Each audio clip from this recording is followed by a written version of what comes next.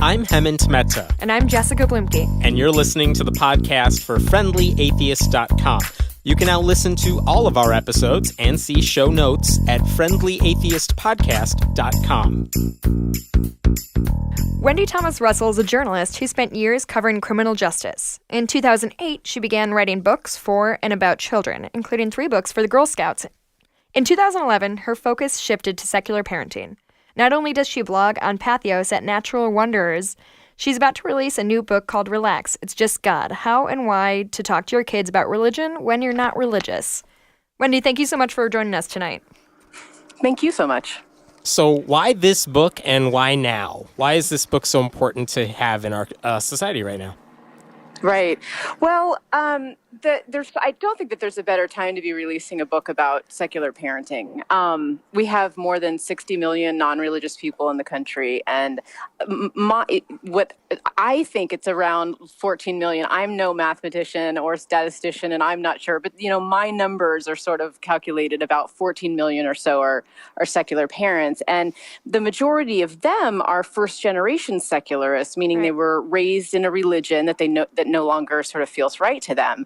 So they can't fall back on what they were taught as children, and generally speaking, a lot of them are searching for the right approach to take with their own kids. So, that secularism is on the rise is one reason that the book is so timely. But the other thing is that intolerance seems to have reached a crescendo, worldwide right now. And I do worry a little bit about forgetting to teach our kids the value of, true religious tolerance and understanding. And, Sure. and I don't want to fight religious bigotry by raising a non-religious bigot. So, so that's sort of why I think it's a good time to write the book. Well, what I think is interesting is we've talked to 1 or 2 other authors who have written secular parenting type books. Dan Arell, Dale McGowan. Yeah, not to name drop. But what I think is interesting is this isn't about just raising secular kids or teaching morals to kids without religion. It's about talking to your kids about religion. Is there something particular that made you want to write about that? Yeah, it's a very practical book in that way, and I think you're right. It is a bit different. When I started out writing, I started writing it and blogging about 4 years ago, and my daughter was 5 at the time, and she started asking questions about God, and I realized that I just didn't know how I wanted to go about answering those questions. So, it was very practical, like, what should I say? When should I say it? What tone should I use? What words should I use? And so, when it came to religion as a practical matter, I just found myself badly in needing like a guidebook, and I couldn't find one, so I wrote one. Did you ever screw up? Are there any cringeworthy moments that come to mind where you answered a question for your daughter and you're like, why would I say that? In hindsight. Yeah, there definitely were. I think that I made the mistake, especially early on, that a lot of people make, which is I just talked too much. She asked a simple question, and I just droned on and on and told her until she was like, "I don't care. Stop talking." I'm 5. So I don't need to know all this. Yeah, exactly. You lost me like 17 hours ago. So I do think that that is kind of one of the more common and troublesome, pits to fall into. Do you live in a part of the country where religion is kind of on the forefront? Clearly you said you're outside, so you're not in the Midwest and you're not in the Northeast. So yeah, right. I was raised in the Midwest. I was raised in a very small town in Missouri, and I moved out to California about 15 years ago. Mm-hmm. So I am in an extremely, I would call it progressively liberal city in Long Beach. It's in kind of south of Los Angeles. So where I am, it's very diverse, I would say relatively diverse and open. And so I, was pleasantly surprised to find that when I did start blogging and writing about my lack of religious leanings, I didn't ever feel like I was going to be firebombed or that anyone was going to, be really outraged. I was a little nervous, about, my child being in school because she's actually on the other side of the orange curtain. So she's in Orange County, which is a bit, as we know, more conservative. So I was a little concerned about that at first, but that too, I've just realized that people tend to be pretty laid back about religion around here. One of the things I absolutely love about the atheist parenting books that are coming out, and I think it's worth noting because it's important, when you compare them to books about raising your kids written by religious people, they talk about, for example, raising your kids with Christian values to believe in certain things. And atheist books are very much against that. It's not about, quote unquote, indoctrinating your child with atheism. It's about teaching them how to think. And I wonder what you make of that in your book about, what if your child comes home and says, your daughter says, I believe in heaven, I believe in Jesus, even if she's very young. How do you deal with that? And are you okay with that ultimately?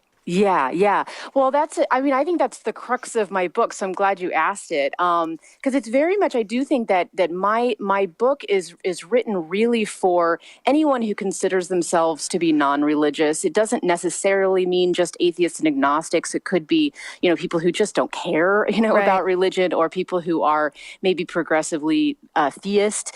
But certainly the thing that binds them together is this the sense of not wanting to indoctrinate them into their own worldview. And so that to me is the book. What the book is about is how do you do that? How do you get there? And I think that one of the fundamental tenets that I've adopted is it's okay to believe in God. Your kid can believe anything she wants. It's not. There's no. There's nothing wrong with adopting a belief in a certain God or even a certain set of religious tenets, but it's who you are and what you do in life that matters. So yes, I definitely come at this from an angle of if my child believes in God, that's totally fine. That doesn't define her. Do you have any stories or did you see any incidents of your daughter coming home saying, so-and-so told me I was going to hell? I don't know if you've ever had that, but when I was a kid, I had some kid tell me I was going to hell because I didn't go to church. You did. Yeah. So yes, I have. And Maxine right now is, she's 9, and she, for the last couple of years, has taken the stand that she believes in God on Tuesdays and Wednesdays, or Sundays and Wednesdays. That's I think. pragmatic. Yeah. So she's a part-time believer, and that's fine. She said that it's Sundays because that's the church day, and then Wednesdays because she needs to have a school day where she believes in God. Sure. So That, obviously. Yeah. It really it's well thought out a logic. But she has had the conversation with her friends at school from time to time. It does come up, and the kids at school are mostly, generally theist, I think. And so yeah, she has had one situation where a very good friend of hers said, if you don't believe in God, you go to a very, very bad school. That was the first incident. Okay. So not quite I love hell, the but euphemism for it's like that is as bad as they can imagine in kindergarten. Right. Bad school. And then later on there was I think it was in first or second grade, there was someone said that if you don't believe in God, you go to hell. And then she wanted to know what hell was. And that one stung, a little bit. But it was good to, open up the conversation. And then I was able to write about it and, sort of look into it a little bit more. The one about the school, that sounds like somebody parodying what their parents said, don't you think? Definitely. And I just don't think that most of these things happen because kids really want to hurt your kids' feelings. They really don't. They're just trying to work it out for themselves. Like they've been told that, well, if you don't go to church, then you're going to go to hell. They're just, then they meet someone who doesn't go to church, and now they're like freaked out. Like, wait a minute, you're going to go to hell. Right. What do you do? Don't you know? Deal? Yeah. So I don't. They're just trying to work it out for themselves. It's they might be kind of scared for themselves, but they're not. They're not trying to be mean or trying to bully. I mean, in this situation, it definitely wasn't a bully situation, but yeah, you know, they're parroting what they heard, and with Maxine, it never went, you know, any further, and I didn't push it, and, you know, we had a little talk, and that was it.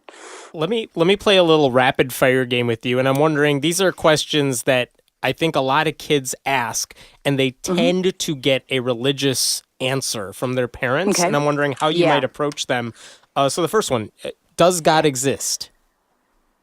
Well, I would say I'm a big proponent of the some people believe this and some people believe that. So how I would go about that is to say, well, I don't believe that God exists, but a lot of people do believe that God exists. And some people believe that a lot of gods exist. And the nice thing about, you know, life is that you get to make up your own mind about whether you think that God exists. That's not a question that can be, you know, it's not a true or false question. That's a belief question. Okay. What about where do we go when we die? Ooh. Or if a pet dies, what Gotcha happens? question.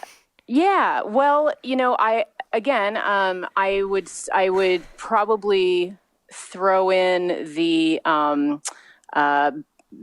at some point the bit about, well, this is what other people believe. But for me, I would just be honest and say, I believe that when people die, their bodies decompose and they go into a state that is identical to the way they were before they were born. So it's completely peaceful in the sense that not being born was peaceful, and that's it. And you know, dying is as natural as living, and it's just a cycle. And you know, we have to just embrace the here and now that we have today, and use that as sort of a launching to talk about how you can extend your life and be healthy and be safe, and you know, all of these things that can extend your life. And then you know, I think that it's definitely appropriate, and honestly, it's I would say inevitable that kids are going to hear about heaven and have already heard about heaven at a very young age. So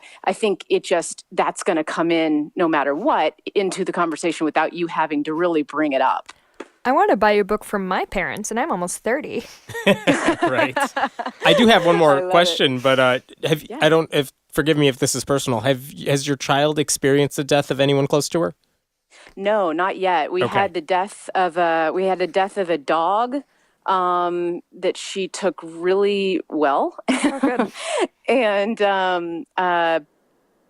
no, not really close. Not really. Okay. We've definitely had deaths. We had her great grandmother and her great aunt died. So we talked a lot about death around that time. And her one set of grandparents are Christians, so they talked to her about the aunt going to heaven, and so we were able to kind of talk about different beliefs around that. Got it. And then the last one is, where did I come from? Where do babies come from?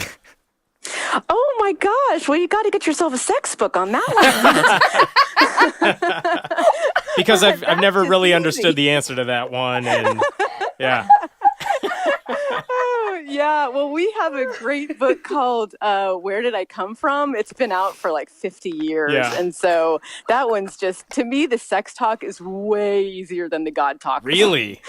Yes, it was. I mean, I feel confident about talking about God now, but at the time, I would much rather have I'll take anal oral sex, any kind of the sex. Is that because any of the sex over God? You know, is that because it's just there's like a definitive way to talk about that, or it's just like, well, this is the way it is, and God, there's so many conflicting views about it. Yes, exactly. And I felt like, you know, there's just so many sticky issues that can come up with the religion thing, you know, and the sex thing. Yeah, well, true. And for some reason, I just, you know, that I'm like, whatever. That is hilarious. What about Santa Claus? Did you like Santa Claus, Easter Bunny, Tooth Fairy? Yeah. Where do you stand on those? So totally fine with them. You know, we kind of adopted the Dale McGowan school of thought on that, which was, you know, childhood is a time of magic, and you know, and have as much fun as you can. And I've kind of let her be the guide on that. She's, you know, she's sort of, you know, as she gets older, I don't push for much, and right now, because she's 9, she's right on the cusp where she really pretty much knows that he's not real, but she's still really enjoying it. Yeah. So, we're kind of, she's milking it a little bit, and I'm totally willing to do that. But I feel the same way about God too. I mean, I think that, God can be, really fun to think about. I mean, wow. And he's like Batman, he's like the super cool superhero guy that knows everything. I mean, that is awesome. So yeah, I don't think we need to be worried about, introducing magical things to our kids and supernatural things. I think that, being a kid means that you get to just explore it all and, throw it all out there. Let them have fun with it. And then they'll figure it out. That kind of reminds me of when I first became an atheist and I first found one of my best friends from high school was also an atheist. I'm like, oh, I can talk to somebody about this. And she was like, I think God is like Santa Claus for adults. And you've heard that a million times.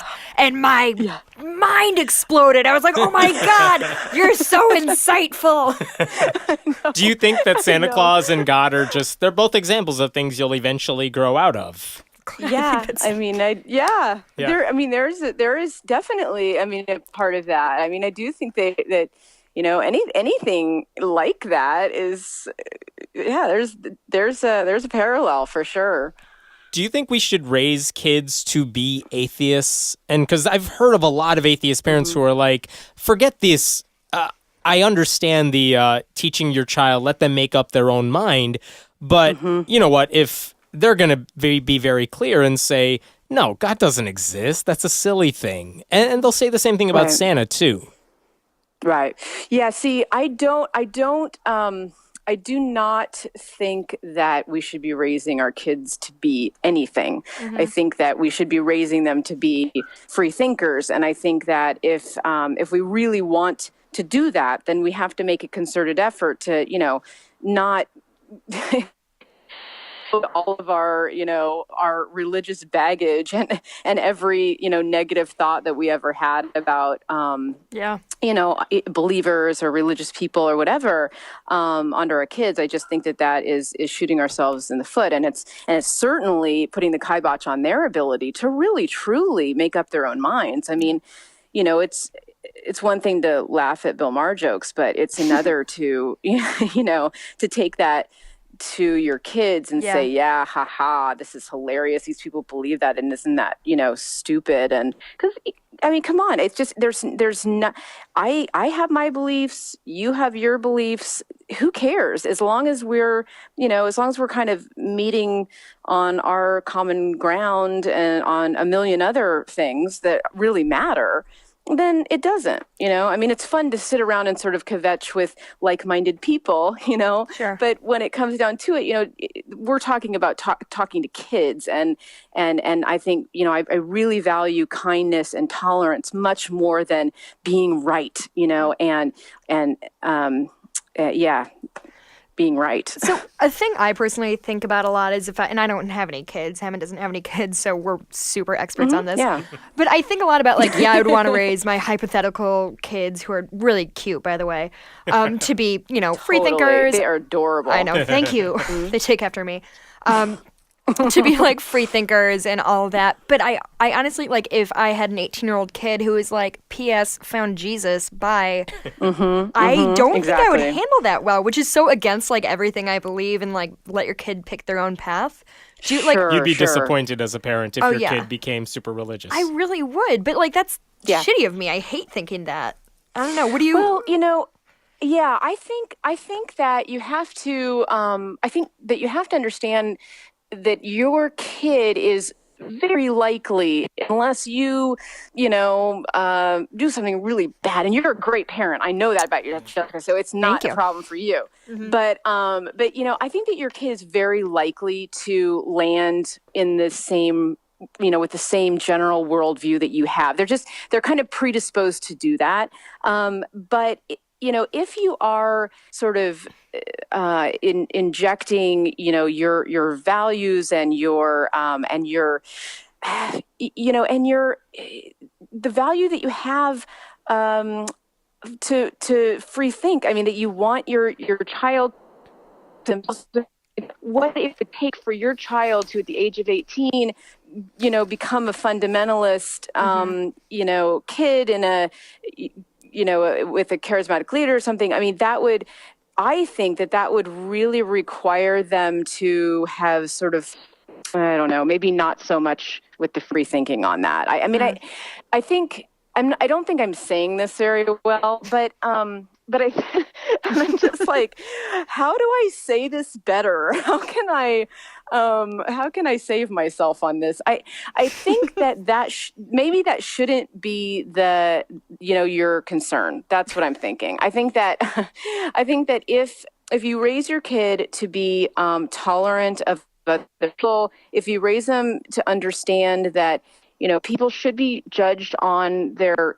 character, not their beliefs. That what's wrong isn't that someone thinks they're going to go to heaven when they die, but what's wrong is sexism and homophobia. All of these things are sort of wrong. Then why would your kid become a fundamentalist? Get out of that. And if they did find something just spiritually that they got out of that, then live with it. We're not creating mini-me's, Right. We don't, we want our kids, we created the free thinker. It's okay to be, sort of disappointed if they sort of choose a path that's different from ours, but we got to be willing to do that. I mean, that's the bottom line. We have to be willing to do that, because if we're not, that's where we go down the path of indoctrination. Let me ask you, you mentioned at the beginning of this interview that so many of us grew up as first-generation atheists. We broke free of religion at some point in our life. What's going to happen when you start seeing more and more second-generation atheists? Like, what's the difference going to be? Yeah, what's the difference going to be with kids who were raised by parents who were not religious to begin with? What differences will there be? Yeah, well, it depends on how we raise our kids. It kind of depends on this generation. I think that we have an opportunity to create second generation families that really don't struggle with these religious issues at all. That just becomes sort of, this is what we believe. This is what I believe. This is what other people believe. There's no baggage, there's no resentment. I haven't come from a place where I have been injured by religion. So I don't feel these kind of, I don't feel it like a hardship to talk nicely about religious people. You know what I mean?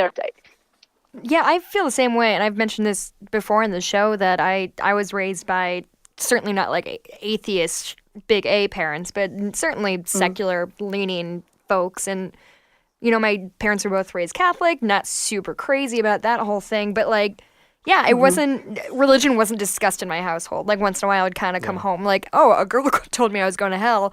What's that? Right. But I don't know. I do think that there's a difference between being raised by parents who just like are sort of, they don't care. Apathetic toward religion. Which is, I think, more common than like those of us who steep our lives in like the atheist movement. Exactly. Yeah, I do, and I think that is definitely becoming a phenomenon in itself. Is the people that leave religion, don't know how to deal with it, and then just say nothing. Yeah, seems to be that which comes with its own laundry list of problems. I have to say, but I suppose it's a step up from what it could be. Yeah.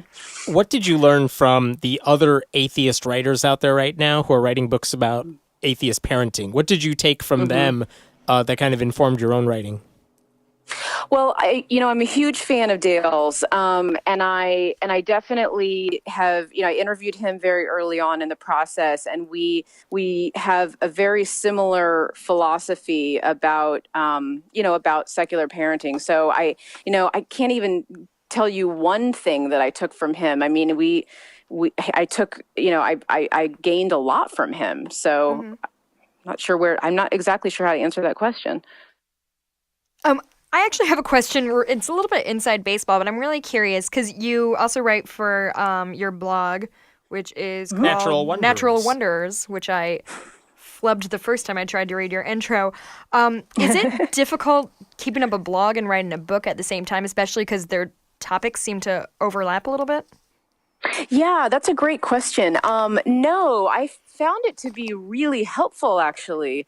it seemed in the first years, it seemed that, you know, it really was writing the book alongside the blog. So you had the blog was feeding the book was feeding the blog. It was really this symbiotic relationship that worked perfectly. You know, I think it depends on who you are and what you're writing about. But for me, it took longer. You know, the book took a lot longer to write because I was writing the blog too and committing a lot of time to that. But in the end, it's so much better for it. Mm-hmm. Like in the middle of blogging, I realized that I wanted to survey a bunch of non-religious parents. So I put out this survey and was able to sort of get it out through my blog and Dale McGowan as well.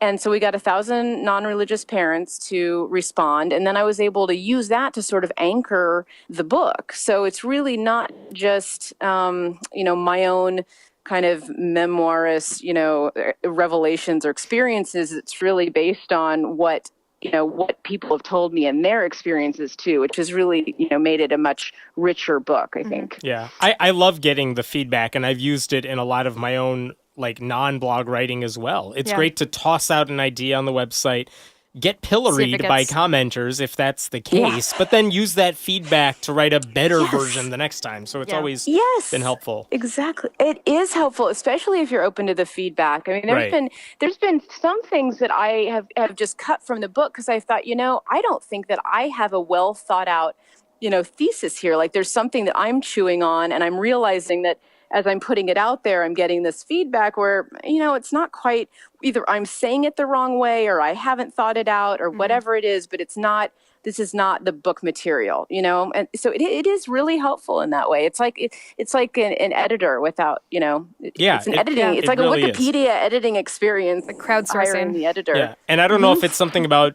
doing it all on your own, which you're doing, but, you know, I've been in the same boat where it's like getting that feedback is in so many ways even better than having an editor say, you know, I don't know about this sentence or this idea or something. Totally. But when you put it out there and people are like, you're totally wrong, and here's why you're wrong. And you read their stuff and you're like, some of this actually makes sense. I should have anticipated that and fixed it ahead of time.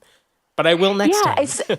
Exactly. And it's because they're your readers. That's the audience. They're your actual readers. And so they're the ones that are going to be interested in it. And they're the ones that, you know, even if you don't agree with them, even if they're coming to you with sort of this argument that you really don't think has a lot of merit, the fact that they're making it makes you think twice about it. Like, well, gosh, you know, now either they're wrong and I need to explain why they're wrong, or, you know, or they're right. But either way, I need to make sure that my argument is very well made if I'm going to be facing this kind of criticism or whatever, backlash.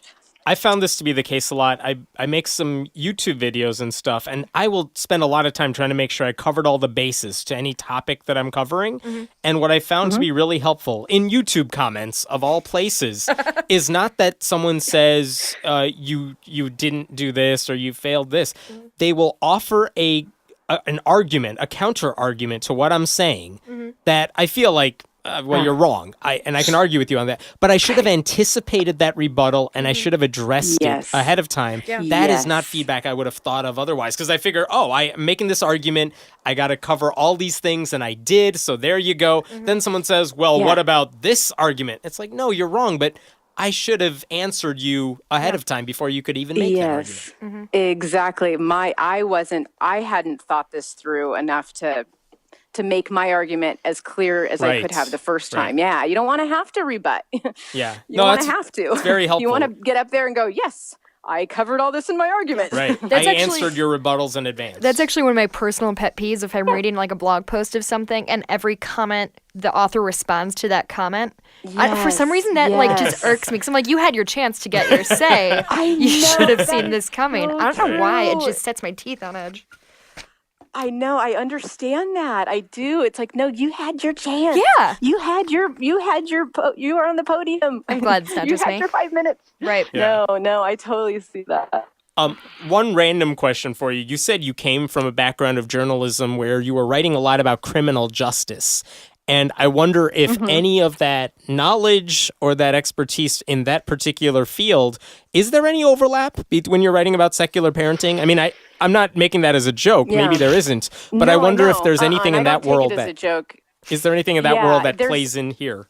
Answer to your question is yes, but not in the criminal aspect. In the aspect of being a journalist and writing a story that is quote unquote objective, and fair and neutral and allowing yourself the ability to see both sides, and take away sort of the truth of it, and splice that together for consumption. And the reason that I think that it plays into what I'm doing now with this is that it's so much of what I think parents need to do when it comes to talking to their kids about religion. They need to adopt kind of a dispassionate tone and not, come to conversation with, an axe to grind or a chip on your shoulder, or from a place of, I know, I am the almighty authority. I know the truth.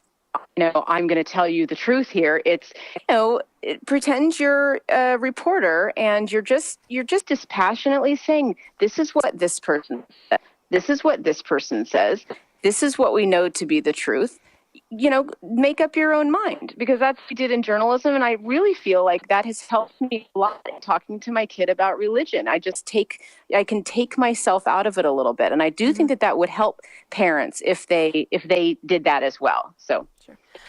Okay, Wendy, thank you so much for joining us. And so people can find your blog on Patheos. What's the address? It's Natural Wonders is the blog, and we'll provide a link in the show notes. Okay, and your book, Relax, It's Just God, How and Why to Talk About Your Kids About Religion When You're Not Religious, is hitting shelves in March? Late March. March 31st. Okay, great. We'll provide a link for that, too. Awesome. Thank you so much for joining us tonight. Thank you both. Thanks for listening to the podcast for FriendlyAtheist.com. This episode was taped at Cinnamon Sound Studios in Aurora, Illinois, and the music was written and performed by Brad Chagdis. If you like what you're hearing, please consider making a contribution at patreon.com/Hemant, that's He-Man T. We appreciate your support. I'm Hemant Mehta. And I'm Jessica Blumke. We hope you'll join us next time.